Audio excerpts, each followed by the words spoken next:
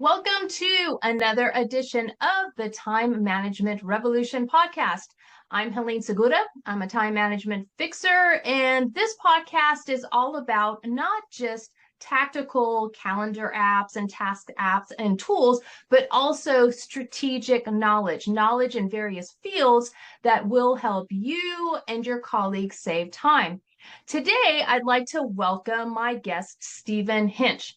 And Steve has several decades of management experience in high tech, including 12 years at the senior management level in R&D, marketing, and business general management at Hewlett Packard and its spin-off company Agilent Technologies. He also served as president and CEO of TeamLogic IT. He now serves as a consultant to senior executives in high tech. And Stephen is the author of Winning Through Innovation, Lessons from the Front Lines of Business. Stephen, welcome. Thanks, Helene. It's great to be here. I appreciate you inviting me. Absolutely. So let's kick this off with one of your areas of expertise, and that is FOBO. So what is FOBO, F-O-B-O, and why is FOBO rising? FOBO, fear of becoming obsolete. It's a common fear in companies throughout the world, and it's something that senior managers always worry about. And the way to deal with that is exactly the concept of innovation. You always need to be innovative in the business world. And first thing we need to do is talk about what does it mean to be innovative? What's the definition of innovation? If you look at the dictionary, you'll probably find a definition something along the lines of inventing something new. In the business world, inventing something new is not enough. You've got to be able to turn that into something that is profitable for the company. So my definition of innovation for the business world consists of those two parts. It's the ability to see opportunity in places others do not and turn that opportunity into profitable reality. Notice the two parts to that definition: the ability to see the opportunity, that's the innovative idea, and the ability to turn that into something profitable, that's the ability to deliver. So being good at innovation is one of the significant things that you can do to make sure that your company doesn't get obsolete. And let me just give you one example. This is a historical example, but it illustrates the problems that companies have even today. And back until about 1950, the railroad industry was driven by steam locomotives. By 1960, it had converted completely over to diesel locomotives. Not a single manufacturer of steam locomotives survived that transition because they were so focused on continuing to try to improve steam locomotives that they didn't realize the world had changed and gone to digital, or diesel, sorry, not digital. So that's the concept of fear of becoming obsolete. That happened to every manufacturer of steam locomotives because they didn't focus on innovation. So this fear of becoming obsolete, addressing it through innovation, or possibly even preventing the fear from even happening, what does all of this have to do with time management? So innovation is not something that you can do easily, and you need to know how to do it effectively in order to be successful. And let's talk there are different kinds of innovation, but let's just talk about two of them here. One is what I call incremental innovation, and the other is disruptive innovation. So incremental innovation is when you're making incremental improvements to products or processes that you already sell to customers. Disruptive innovation is where you're doing something entirely new for customers that you've never dealt with before. The railroad industry, the example I just used, is an example of a disruptive innovation.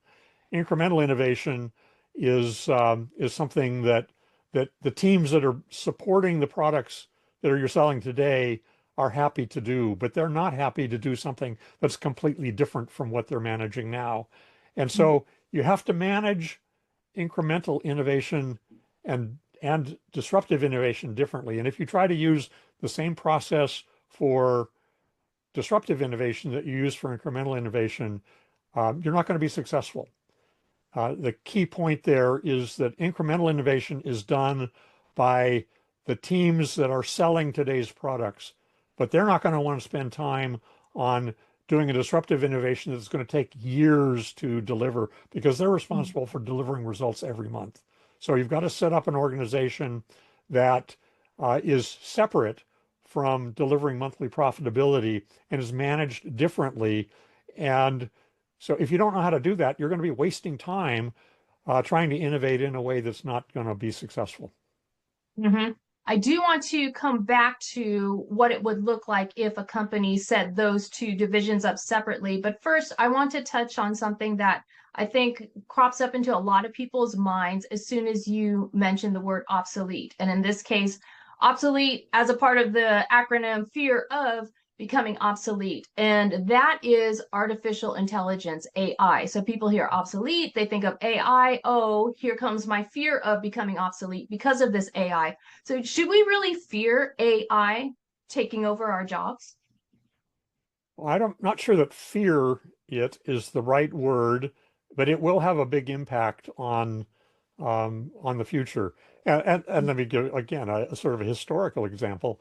When the internet first came about, did everybody fear the internet? They were going to lose their jobs because now you didn't have to go to the library. You could get everything that you needed online.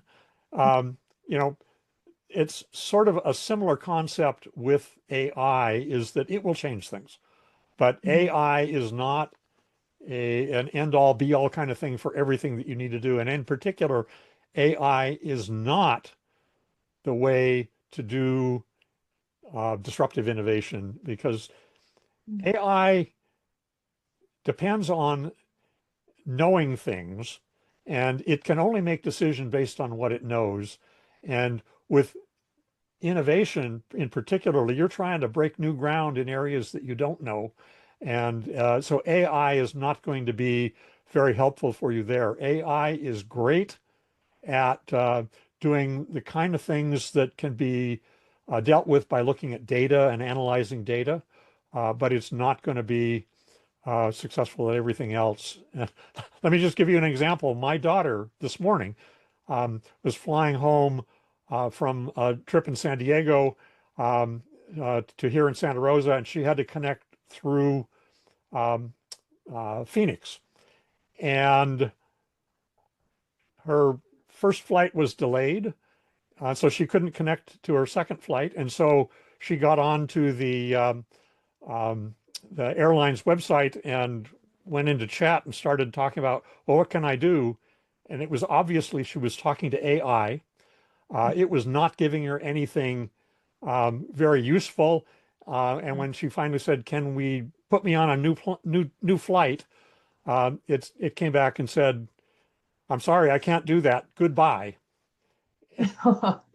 And she was left there at the airport. She had to spend night at the airport because AI on its own can't do anything. Now, that's not to say that you can't use AI to do first level support like that. But when AI runs into a problem, it needs to know that it's got to escalate it to a real live person. And at least this airline didn't feel that was important. Yeah, I think there are a lot of people still who don't understand that generative AI is not magical and it's not powerful enough to do its own thinking. It is learned. The type of AI that can do its own thinking is what you referred to earlier with the data analysis, is taking data and then generating reports or analysis from it. So I totally get what you're saying about disruptive innovation. If you want to be a disruptor, you have to be original, and that isn't AI. So you can use it for some maybe baseline idea generating, but not to come up with that disruptive difference that is really going to be a game changer for your business. So we shouldn't necessarily fear AI, but maybe, and I know you weren't thrilled with the term fear, but perhaps more of our fear, if we're going to have fear, should be in not understanding how AI can still help us with the innovation and finding out what's out there. So what is a sign that we might be becoming obsolete? What are the warning signs? So it's not just suddenly dropped in our lap. We get a pink slip. Hey, your job is axed because you know, technology is taking over. Yes. So um, I actually had to go through that once in my career where suddenly my business was almost obsolete. Mm, And we didn't look at the early warning signs enough. There are always going to be early warning signs when things are starting to change and you're no longer going to be relevant. Um, mhm, you've got to look at, okay, uh, it's fairly late in the game when you look at how are my sales doing compared to what they were doing a year ago.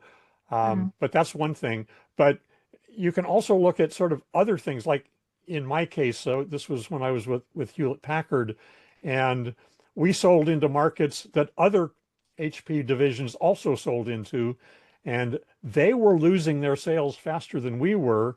So that was an early warning sign that something's going on here. Maybe we should investigate. But since our sales were still doing better, we didn't spend the time to mhm, investigate why was everybody else starting to decline.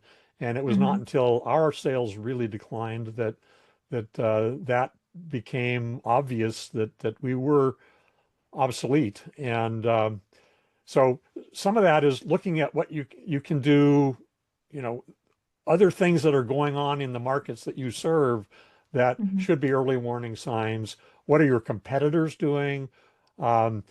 Get out and talk to customers and find out what's on the top of their minds. And no, don't just expect that because they've been buying from you before, they're going to keep buying from you. Get those touch points out there and get that early warning of what customers think are important. Customers are going to tell you today, um, they're going to ask you, well, what are you doing for AI? If you're not already doing something for AI in your business and building that in, you're going to quickly be left behind. But if you get left behind, it's not because there weren't early warning signs, it's because you didn't pay attention to them. mm. Very true, very true. Now, this is going to circle back to the different divisions of innovation that you're talking about, as well as how that would be set up within a company. In one of your materials, I saw a quote from you. It said, "The best companies create an environment in which employees at every level believe that innovation is encouraged. They ensure that innovative ideas from any source are heard and considered." And so this allows the adaptation of innovation to be widespread. So if there is a leader, whether it's a team leader or department leader, listening to this, can you give us an overview of how a company would go about setting up these different layers? And I understand you have a 6-step process for nurturing this type of incremental innovation. There's a 6-step process for incremental innovation, and there's another 6-step process for disruptive innovation, and they're not the Okay. same. Okay. I'm not going to go through all 12 of those steps here today. I'm just going to sort of hit the highlights. Great. Um, That's perfect. so for incremental innovation, the first thing that needs to happen is that employees need to understand what the company is all about, what its focus is on, what they're trying to achieve as a company, so that when they do think about innovative ideas, they're thinking about ideas that can be useful for the company. I mean, if you don't know what the company is all about, you're not going to have a good idea for how to make a really valuable, innovative idea. And Mhm. it's the senior leadership's responsibility to share that insight with employees at all levels. And if you want to be innovative and you're not hearing that from your senior leadership, go ask them. Find out, what is it that is really important to you as a leader of this company, and how can I put my energy into focusing on innovative ideas that will really help you. I mean, so that's the first thing. The senior leadership needs to really be good at communicating what the um, the company is all about. Mhm. And second, then, is that the company needs to establish an environment that is conducive to innovation. And I'll just talk about the incremental innovation environment right now because that's something that everybody in the company can do. Disruptive innovations, you're probably going to have a special team of smart people doing that, but incremental innovations can be as simple as I'm a production worker on this assembly line, and I think I've got a great idea for how to simplify the production process that the engineers that support this production line have never thought about. And so um, you've got to be able to support that kind of innovation. If that production worker comes to the engineers and say, "Here's my idea," and the answer he gets is, "You just work on building the product, and we'll figure out innovation," then you're killing innovation just as surely as the senior leader that never talks about it in the first place. And then a third point is you need to carve out time for innovation so that you can innovate without distraction. And that's particularly hard for workers that have got deliverables that are due every day or every week. I've got this report that I've got to put together and give to my manager by Friday. I don't have time to think about innovation. Well, what I did when I was a senior leader and managing a business at Agilent Technologies is I told my team, I want you to carve out roughly 2 hours per week, every week, where you go off and you're spending that 2 hours thinking about innovation. You're not worried about putting together the report that's due on Friday. Um, you know, just clear your mind and think about innovation. And you're probably not going to do that on your own. Get your team of people together and focus together on that. And what I found is that some of the most innovative ideas would come about from when teams were standing around the coffee pot at break time talking about all sorts of things, including innovation, or they would sit together at lunch and again talk about innovation. And these were um, venues where they weren't worried about getting out this week's production quantities. They could talk about innovation without distraction. And so setting up an environment like that is one of the things that you can do, especially for incremental innovation, to make people more productive there.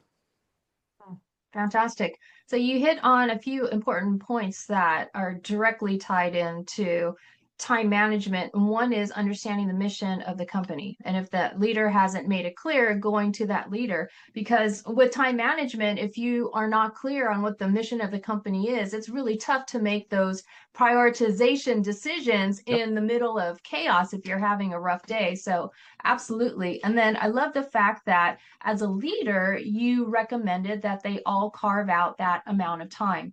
And maybe they can't take all 2 hours at one time. It's Right. just spread out in little chunks throughout the week. But it's also a great time to recharge because when we're being creative and we're stepping off the hamster wheel for a bit, then that innovation can happen and our brains are recharging so we can go back to the hamster wheel refreshed and stay productive throughout the day. So I Excellent. love that as a part of uh, inviting that innovation. So bringing in AI and the innovation, what does inclusive management look like in an AI integrated workplace? Well, I think the whole world is still trying to figure that out, so I'm not sure I necessarily have the complete answer. But it again gets back to you need to understand how you can best use AI, Mhm. and um, like we said before, it's really good at making decisions that are based around data that you already have in existence. Um, Mhm. so the the senior leadership needs to make sure that the teams understand that it is okay to use AI, but also to educate those teams on the limitations of AI, that, it's not going to give all of the answers to you. It's going to, we call it hallucinate at times. It's going to Mm-hmm. come up with answers that sound like they're accurate, but they're not.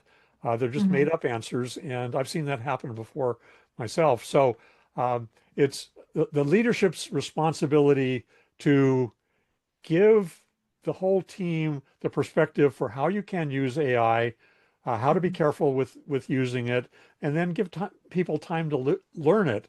Um, and some of that means sending people to classes where you learn about AI, Mm-hmm. and learn about what is Chat GPT the right tool to use, or is Claude a better tool?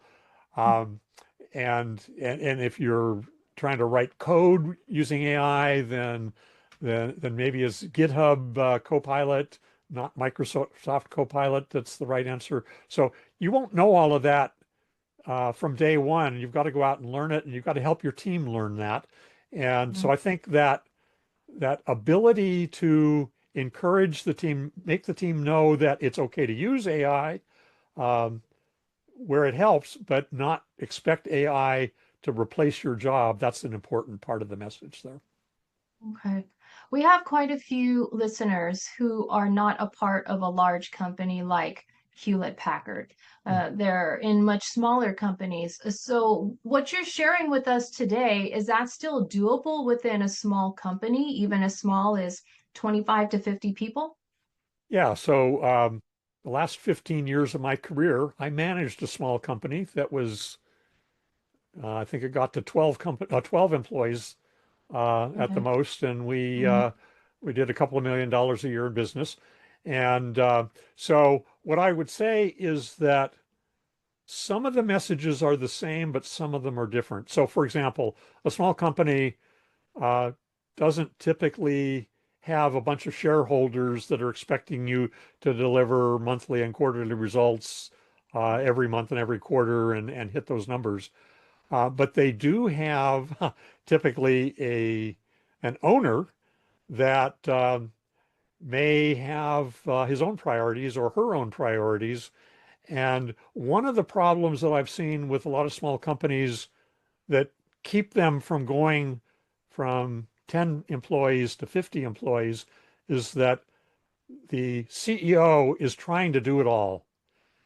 He or she doesn't recognize that when we get to a certain level, I've got to bring in experts that can help me in marketing or in R&D or manufacturing. Um, that and I've got to count on those people to be able to make their own decisions. If I still have to feel like I need to make every decision, approve every decision, you're not giving your team the latitude to be successful, and you won't be able to grow beyond the sort of lifestyle size company that you are at the moment. Mm, so important. Delegation and having the right people, building them up around you, coaching them up.